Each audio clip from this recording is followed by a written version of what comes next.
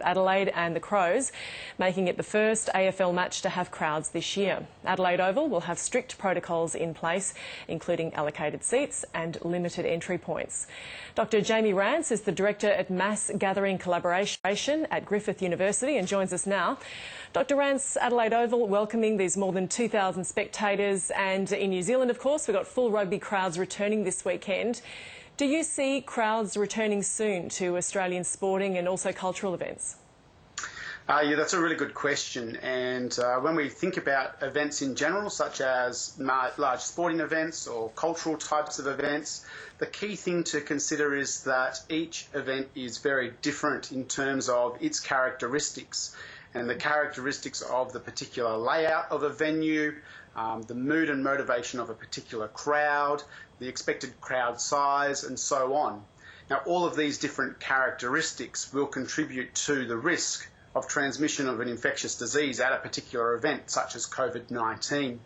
So when we think about resuming particular event types, it's really important to think about them in terms of those characteristics, and for the event organisers to be having conversations with health authorities around whether or not such events can be undertaken and whether some modifications need to be made in terms of the crowd type that's attending the events.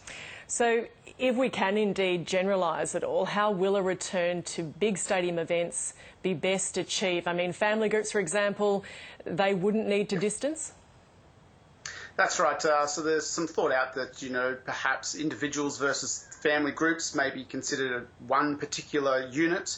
And then once that unit or individual or family group is attending a particular event, it's about how they get there. So it could be interface with public transport to the event. It could be how they actually enter and exit the event. And there needs to be considerations around times in which we would expect crowds to congregate at the event. So we know there are things such as ticketing booths and entries to stadiums at half-time during a sporting match and so forth. So event organisers will need to come up with some strategies about how we really reduce the risk of transmission and reduce the risk of people crowding together at particular events. And these events, obviously, that we're talking about are stadium types of events, but there's also other types of events which may be out in large open spaces where similar kinds of characteristics exist, but the control of crowds is a lot harder. It's harder to police a large open type of major event or mass gathering than it is something that is bounded by a fence with security and gates at it.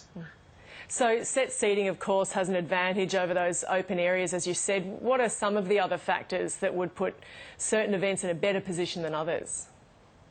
Well, I think we're learning a lot now from other industries which are starting to reintroduce crowded people to their particular environments, and retail food and restaurants is one that I'm thinking of, where we've seen a staggered approach to people returning to those spaces.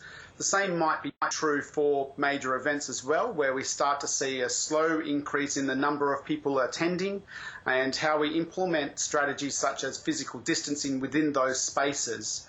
And again, there might be different types of physical distancing that we can do at different types of events. For example, it may be easier at some events to encourage a one-way flow of traffic in comparison to other types of events. And therefore, strategies such as physical distancing markings or partitioning in barriers to filter and funnel people through particular events may be something that we can do.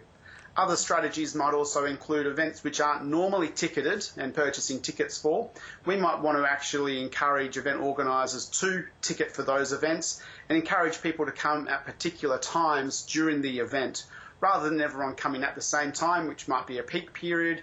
Reducing crowd numbers within particular hours or time frames might actually allow a larger number of people to attend an event over a day, for example, but just in a staggered amount, so that at any one point in time there's a lower number of people at the actual venue.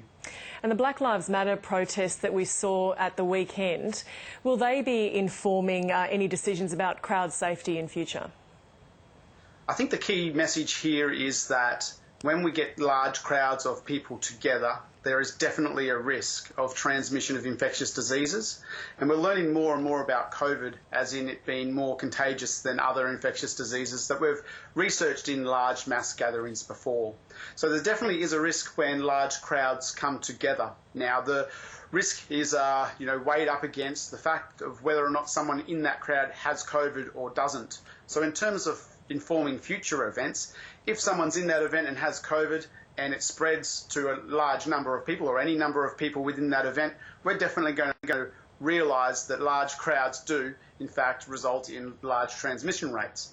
However, if there is nobody in the crowd that has COVID and therefore there is seen to be no transmission, my fear would be that people would become complacent with the fact that they think there is no risk of transmission of disease at that event purely because there was no one there with the disease.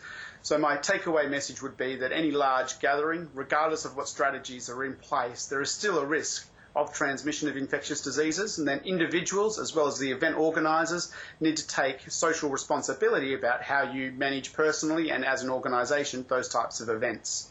Dr. Jamie Ranse, Director at Mass Gathering Collaboration at Griffith University. Thank you. Thanks, Gemma. And with Australia's coronavirus cases remaining low and restrictions